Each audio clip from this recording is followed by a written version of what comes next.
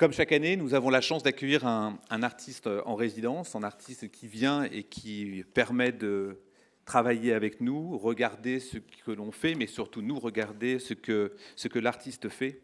Et nous avons eu la chance d'accueillir Christian Guémy, alias C215, que je vais présenter, mais je vous demande tout d'abord d'applaudir ce qu'il nous a offert.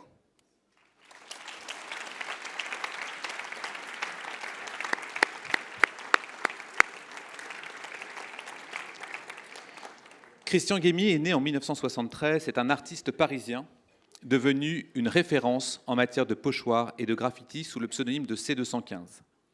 Il commence à peindre au pochoir en 2006, principalement des portraits, et son modèle favori n'est pas son petit chien qui est ici, mais c'est plutôt sa fille, Nina. C'est aussi un artiste peintre engagé par le caractère social de ses œuvres. Il peint notamment des anonymes, des clochards, les laissés pour compte, ou encore des figures du socialisme. Au final, dit-il, derrière les portraits, il est toujours question de liberté et de dignité face au système d'un capitalisme au quotidien dans nos sociétés. Il n'hésite pas à prendre des positions politiques claires, comme avec la réalisation du portrait de Christiane Taubira, qui a créé en 2016 une immense polémique dans la presse française. Il aime pratiquer un art contextuel et a déjà posé sa signature à Barcelone, Amsterdam, Dakar, New Delhi, Oslo, Rome, Port-au-Prince, Londres, Istanbul, Fès et bien évidemment Paris. Après avoir exposé au Palais de la Bénédictine à Fécamp, ainsi qu'à la mairie du 13e arrondissement, son exposition individuelle E égale MC 213 s'est déroulée au Musée des Arts et Métiers jusqu'à fin avril 2015. La parution de sa monographie aux éditions Albin Michel, ainsi que sa première exposition rétrospective au Cellier de Reims, marque l'aboutissement de 10 ans de pochoir de rue, comme en galerie. De son œuvre s'intitulant 12 France, il nous avoue que, je cite, « c'est seulement un projet qui est supposé faire réfléchir, faire réagir, divertir et provoquer. » Merci beaucoup, Christian Guémy, d'être avec nous aujourd'hui.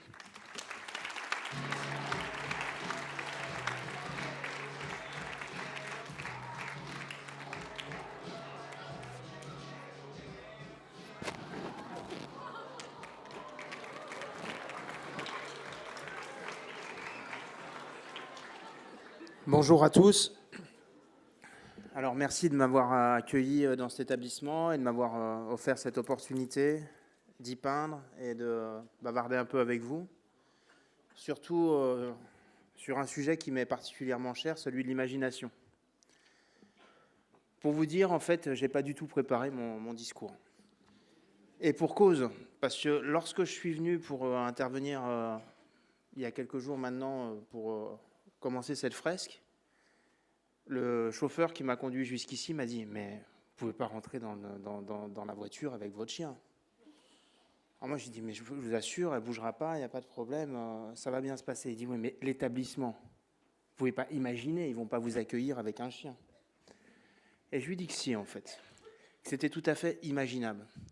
En fait, ça m'a permis de réfléchir à ce qu'est aussi l'imagination. L'imagination, c'est un rempart contre l'habitude. C'est ce qui permet, à partir d'une situation donnée, à laquelle on est habitué, finalement, d'imaginer les choses, de concevoir les choses autrement et de penser à une autre réalité possible. Il n'y a pas d'imagination sans une certaine forme de bousculade des esprits et de la réalité. Cette chienne, effectivement, elle a été particulièrement bien accueillie ici. Il suffit que vous l'applaudissiez encore un petit coup.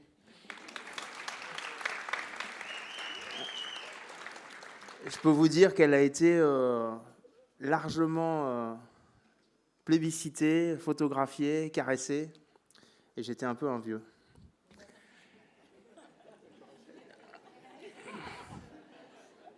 Donc voilà, l'imagination, qu'est-ce que c'est ? C'est forcément partir d'une réalité à laquelle qu'on connaît, puisque l'être humain est un être d'habitude en fait. C'est-à-dire que si vraiment on pense à la nature même de l'homme, c'est de se conformer à des habitudes. On est des singes. Et on imite ce que l'on voit. On imite nos parents, on imite nos amis, on imite nos professeurs, nos idoles, nos patrons. On est écrasé par des modèles.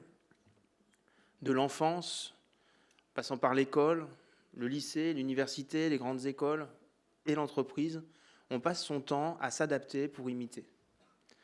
Or, il est possible de se référer à une autre réalité, Alors ça ne veut pas dire qu'on va tout réinventer de toutes pièces. Même le terme révolution lui-même renvoie au retour des choses, c'est-à-dire qu'il renvoie à une réalité qui aurait existé avant.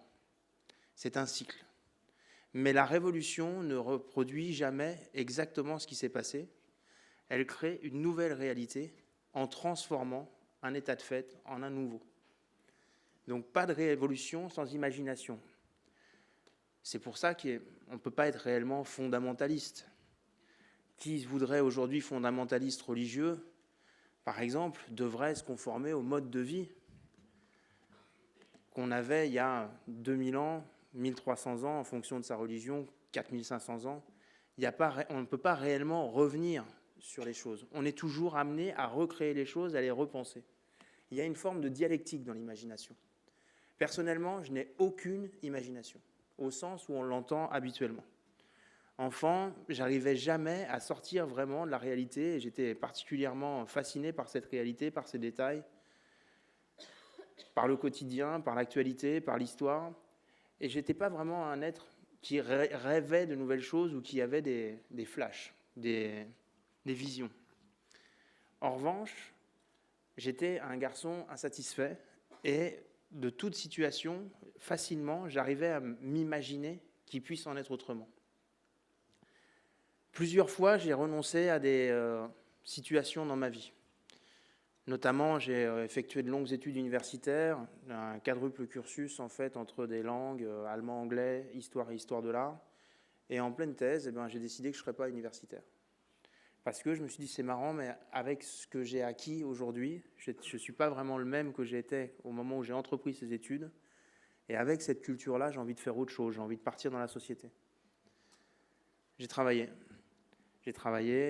j'ai été cadre, notamment dans l'univers de la décoration et de l'architecture d'intérieur de luxe. Et au bout de quelques temps, alors que j'avais entamé ce qu'on pouvait appeler une carrière, je me suis dit, ce n'est pas exactement ce que je recherche encore. Je me suis dit, peut-être que je peux faire autre chose. Et j'ai entamé une révolution personnelle. Je me suis dit, peut-être il faut que je retourne à ce qui me plaisait vraiment lorsque j'étais enfant et adolescent. Or, ce que j'aimais, c'était dessiner et rêver. Donc, aux grandes dames de ma famille, après toutes ces longues études, après avoir lutté pour obtenir cette situation professionnelle, j'ai tout abandonné. Et je me suis mis à une activité qui, alors, en tout cas, ne pouvait aucunement constituer une espérance de métier ou de carrière possible. Lorsque j'ai été élevé par mes grands-parents, lorsque je leur ai dit « bon, j'arrête parce que je veux faire du graffiti », ils m'ont dit « tu veux faire des tags ?» J'avais 30 ans. Ils m'ont dit « à 30 ans, tu as 2 masters, tu es cadre dans une entreprise et tu veux tout arrêter pour te mettre à faire des tags ?» Et j'aurais dit oui, effectivement, c'était comme ça que je voyais les choses, parce que j'ai pu, avec quelques autres autour de moi, finalement, entrevoir qu'il y avait la possibilité, non pas de faire des tags comme ils l'entendaient, il ne s'agissait pas d'être anarchiste ou rebelle, de s'opposer, en tout cas, à l'état de la société, mais de créer un univers, de créer une économie personnelle, mais aussi une économie finalement dans la société, et de changer la perception de ce que pouvait être cet univers de l'art urbain. À l'époque, en 2005, non seulement il était absolument interdit d'inscrire quoi que ce soit sur les murs de Paris, il n'y avait que 2 rues dans Paris dans lesquelles il était possible de peindre, la rue des Noyers à Belleville et une autre rue dans le 18e arrondissement.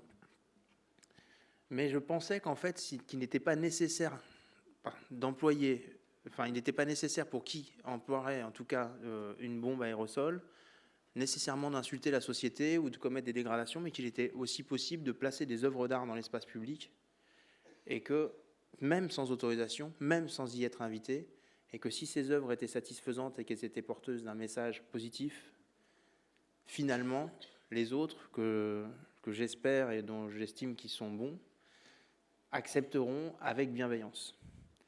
À l'époque, non seulement personne ne vit du graffiti, mais personne même n'envisage d'en faire un métier. Il n'y a pas de galerie, très peu, vraiment c'est très confidentiel, c'est un microcosme. Les œuvres ne valent presque rien, il n'y a pas de possibilité de s'exprimer dans la rue. Et pourtant, à partir de quelques exemples, parce que l'imagination procède toujours finalement d'une sélection d'éléments qu'on peut voir ici et là est d'une forme de synthèse, même lorsqu'on voit le graphisme qui représente l'imagination pour cette semaine-là. Ce sont des ondulations que vous connaissez, les ondulations de la mer. Il y a toujours quelque chose qui, à la base, peut faire référence au point de départ de votre imagination. On n'imagine pas vraiment à partir de rien. À partir de quelques exemples, je me suis dit, avec quelques amis de ce milieu, de ce microcosme, qu'il était possible finalement de populariser les choses, de prendre le risque, parce qu'on n'imagine pas sans risque, on n'invente pas sans risque. Il faut toujours un moment quitter ses habitudes et se dire non, ça peut se passer autrement. Il était donc possible d'imaginer qu'il y ait une place pour l'art urbain dans la ville. Pour ma part, parce qu'il était impossible en tout cas de peindre dans l'espace public sans être immédiatement effacé, poursuivi par la police, mais aussi pénalement si jamais on le signait, j'ai pris les devants et je me suis dit, voilà, ce que je veux faire, c'est pas un truc vite fait dans un coin qui déplaise, voilà, je veux faire quelque chose d'abouti.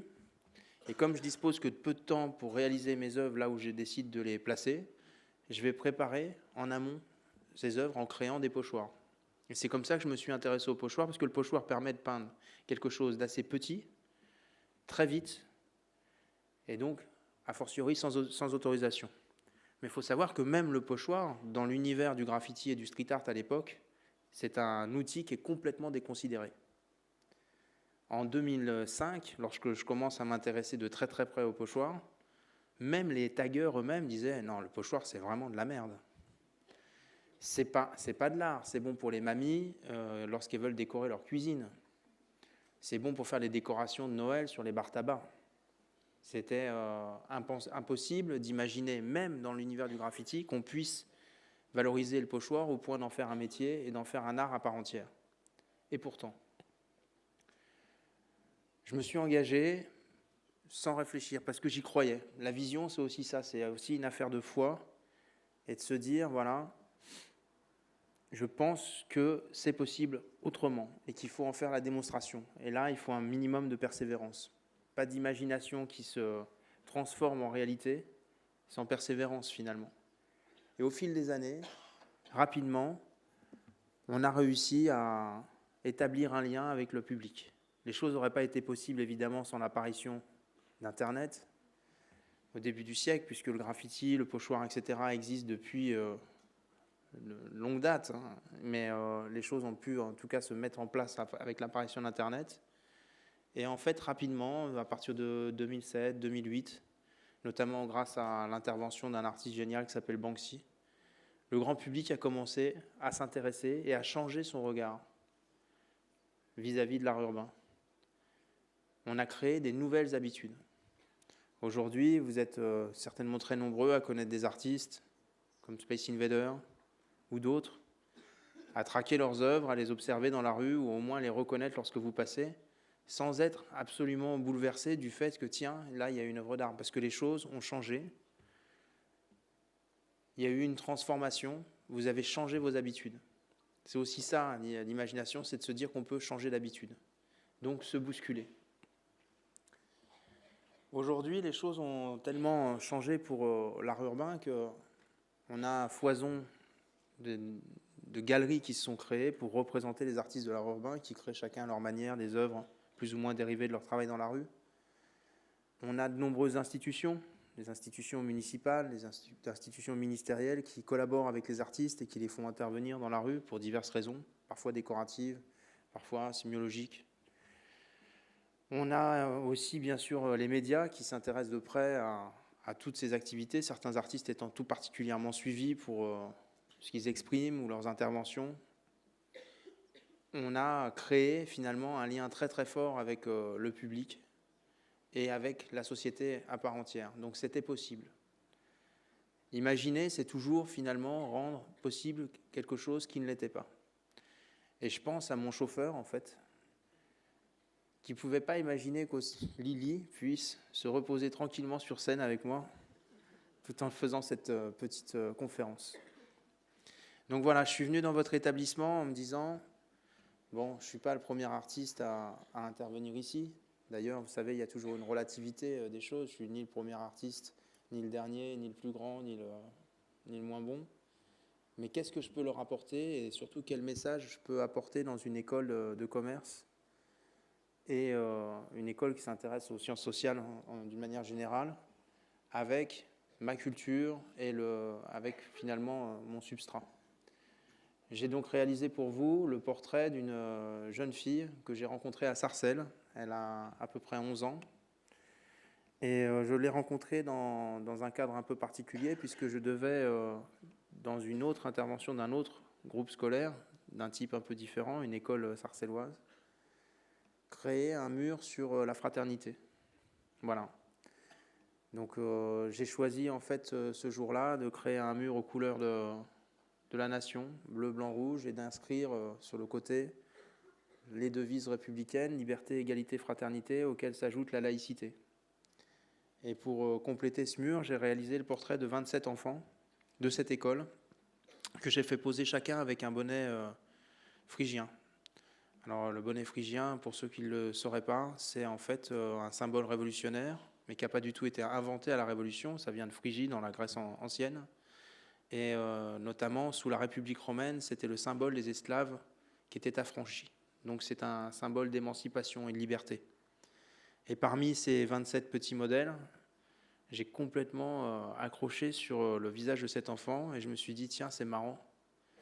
Mais puisque finalement être français, en tout cas selon moi, parce que moi je suis très patriote, j'ai vraiment beaucoup d'attachement à la France, à son histoire, à ses valeurs, à sa culture, à sa géographie, à sa gastronomie, au génie français, mais sans aucune aide de l'étranger. Ça fait de moi un patriote à la différence d'un nationaliste.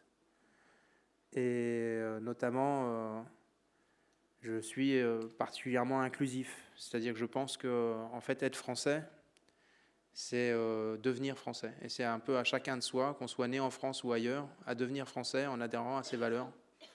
Puisqu'on peut être français sans adhérer à ses valeurs, ce qui fait qu'on a, par exemple, des jeunes gens qui tombent dans des dérives djihadistes, qui sont nés français et qui ne le sont pas vraiment, finalement. Tout comme on peut être né à l'étranger et adhérer tellement aux valeurs françaises qu'on peut devenir français. Et ça, c'est magnifique. Et fort de cette réflexion, je me suis dit, cette jeune fille, dont les parents viennent d'Afrique en tout cas, elle a tellement de dignité, je l'ai trouvée tellement élégante avec son bonnet phrygien, je me suis dit, ça pourrait peut-être être une nouvelle Marianne. Il en a fallu finalement un peu d'imagination pour se dire que Marianne, qu'on affublait jadis d'une chevelure blonde, déjà avec imagination, parce que je ne suis pas sûr que les Gaulois étaient aussi blonds qu'on l'imagine. Marianne, demain, aura peut-être un visage différent, et je suis assez heureux lorsque je vois en tout cas vos visages, à vous tous, de voir toute cette belle diversité, et de se dire qu'on n'est pas les uns et les autres le produit d'un stéréotype, le produit finalement d'une imagination étroite. Parce que aussi bien la nature que la société, le hasard et les choses nous donnent des visages différents. Et il faudrait beaucoup d'imagination pour dessiner en tout cas une foule aussi diverse que vous l'êtes. Voilà, je vous remercie. Si vous avez des questions, c'est bien volontiers que j'y répondrai.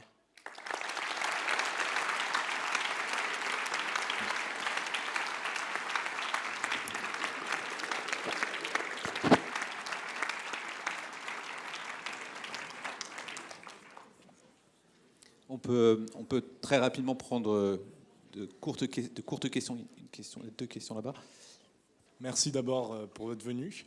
Ma question est très simple. Est-ce que vous avez pris un bulldog français par patriotisme ou parce que vous aimez particulièrement ce chien ? Je crois que c'est un peu les deux à la fois. Je ne me suis pas vraiment attaché en tout cas au fait qu'elle soit française, mais j'avoue que un peu à la manière de Henri IV, la première fois qu'il vit la Médicis pour la marier, il la vit d'après photo. J'ai d'abord vu Lily sur une photo et je suis tombé fou amoureux d'elle. En fait, j'ai grandi avec des chiens. Mes parents avaient énormément d'animaux à la maison jusqu'à ce que je m'en dégoûte en fait à l'adolescence. C'est une des raisons qui ont fait que j'ai quitté le domicile chez moi. Il y avait trop d'animaux. Et on revient à ses racines puisque grâce à Internet, toujours Internet, Petit à petit, je me suis surpris à liker tout un tas de photos de chiens, petit à petit comme ça. Et puis petit à petit, je me suis aperçu que c'était de plus en plus des carlins ou des bulldogs français. Et puis petit à petit, je me suis aperçu qu'ils avaient tous un peu le même type. Alors en fait, je me suis dit, bon, ce que je vais faire, vu que je voyage tout le temps, je vais en offrir un à ma meilleure amie. Et là, elle m'a dit, mais non, Christian, c'est pas possible, hein, tu peux pas, moi je veux pas de chien comme ça. Elle me dit, mais c'est toi qui veux un chien. J'ai dit, mais t'es sûr comment je vais faire, etc. Quand même, je suis toujours parti. Elle me dit, bon, écoute, tu m'as l'air tellement obsédé, il n'y a qu'à voir le nombre de photos de chiens que tu likes depuis des mois sur Instagram. Et le nombre de comptes de chiens que tu suis sur Instagram, peut-être que je peux m'engager auprès de toi à te garder ta chienne lorsque tu t'en vas. Elle m'a dit ça un dimanche soir, le lundi matin, j'avais déjà choisi ma chienne. Je l'ai adoptée, en fait, elle était... moi, j'aime pas l'idée de ne pas adopter un chien qui serait pas dans une situation d'abandon. Et Lily, en fait, est naine. Donc, c'est un peu Lily Mati. Elle est naine, en fait. Et les éleveurs qui la possédaient, bien qu'elle ait son pédigré, qu'elle soit de haute extraction, certainement aristocrate, ne pouvaient pas s'engager à la faire reproduire parce qu'elle ne serait pas confirmée, en fait, dans sa race. Donc, ils l'ont plus ou moins abandonnée, ces salauds. Je suis allé la chercher et j'ai pas été déçu, en fait. Elle a une personnalité, j'aurais même pas pu imaginer une chienne aussi agréable, aussi gentille. Elle a une capacité d'adaptation extraordinaire. Elle vivait plus ou moins seule dans un élevage. Et aujourd'hui, je la traîne partout, avec moi, dans des situations les plus incroyables. Elle est, au départ, elle était très effrayée par la foule et les gens parce qu'elle n'avait pas l'habitude de voir les gens. Et maintenant, en fait, vous pouvez remarquer, elle est tout à fait indifférente. Elle s'habitue à tout. Et pour conclusion, ma meilleure amie qui m'avait promis de la garder, en fait, lorsque je m'en irais, c'est pas nécessaire parce que j'ai plus du tout envie de voyager. Il est hors de question que je lui confie ma chienne. Deuxième question, oui. Bonjour. D'abord, merci pour votre intervention. Vous faites des graphes visuels et figuratifs. Je voulais savoir ce que vous pensiez de l'autre branche du graffiti, le tag, ce qui est lié parfois à la destruction de l'espace urbain, même s'il y a des travaux d'artistes comme Rizot, par exemple, qui ont quelque chose, des travaux d'artistes qui ont quelque chose en plus. Est-ce que vous faites une frontière entre le vandalisme et le street art ou pas? C'est-à-dire que le vandalisme, ça procède d'une autre essence. Moi, j'apprécie le vandalisme pour ce qu'il est, c'est-à-dire une contestation de l'ordre social et de la propriété privée. Moi, je suis pas un vandale parce que j'ai pas l'âge, j'ai pas la mentalité, et puis si j'ai une capacité subversive, en tout cas, c'est pas là-dedans où je l'exerce. Lorsque je fais une Marianne noire, je me fais insulter. Je crois que j'ai eu des menaces, etc. sur ma page Facebook. Il y a eu à la fois plus de 4000 personnes qui ont apprécié la photo et des centaines d'insultes racistes qui sont venues, évidemment, en disant que pourquoi pas avec une burqa, tout ça. Voilà, ça c'est ma capacité de subversion à moi. Mais j'avais pas la volonté de détruire l'espace public. À titre personnel, je pense qu'il y a toujours une dialectique des choses. C'est-à-dire que je remarque que dans les sociétés dans lesquelles, en tout cas, il y a une certaine forme de tolérance à l'expression publique et notamment à l'expression personnelle ou à l'expression artistique dans l'espace public, le tag disparaît.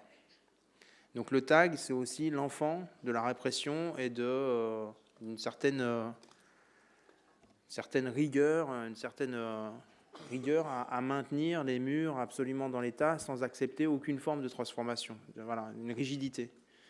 Donc le tag, il est l'enfant de la rigidité, l'enfant de la répression. Et en cela, moi je l'apprécie lorsqu'il est fait avec panache.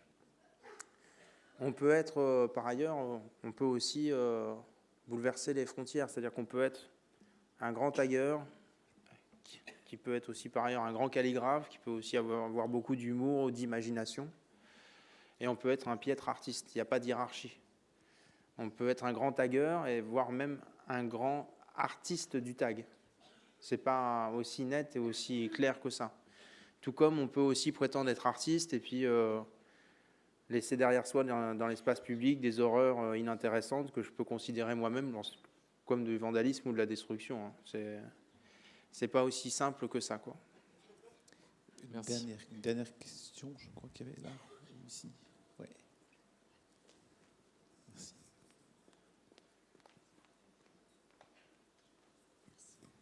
Bonjour. Moi, je voulais vous poser une question, puisque vous dites que vous utilisez comme technique le pochoir. En fait, quand je regarde votre dessin, enfin, je me demande comment vous avez fait effectivement pour utiliser un pochoir, si vous en avez utilisé un, parce que, en fait, pour moi, le pochoir, ça fait une grosse tâche. Enfin, je veux dire, là, il y a des dégradés pour les détails des cheveux, etc. L'œuvre n'était pas finie en plus. Il faudra que vous puissiez la découvrir terminée. Je suis passé rapidement, tchac, j'ai fini. Maintenant, il y a plus de lumière. Donc voilà. Donc c'est la technique. D'accord. Vous, ce qui vous intéresse, c'est la technique.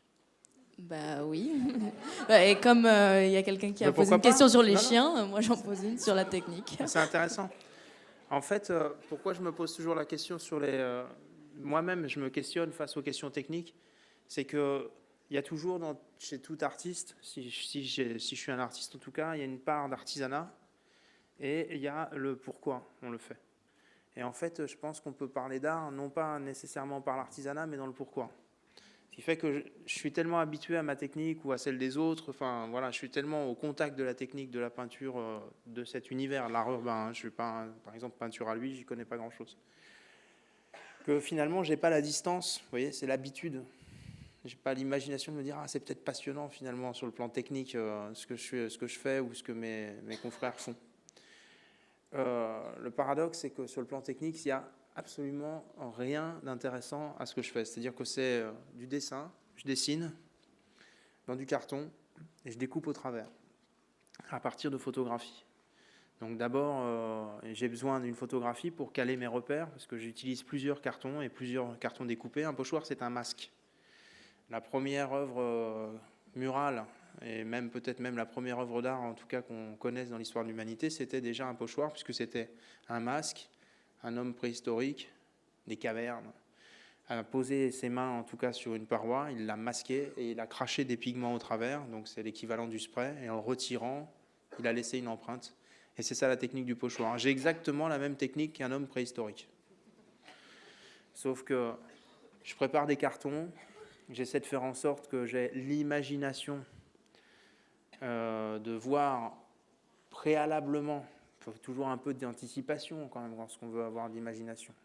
Préalablement, j'essaie de m'imaginer ce que donnera le résultat de la combinaison des différents pochoirs.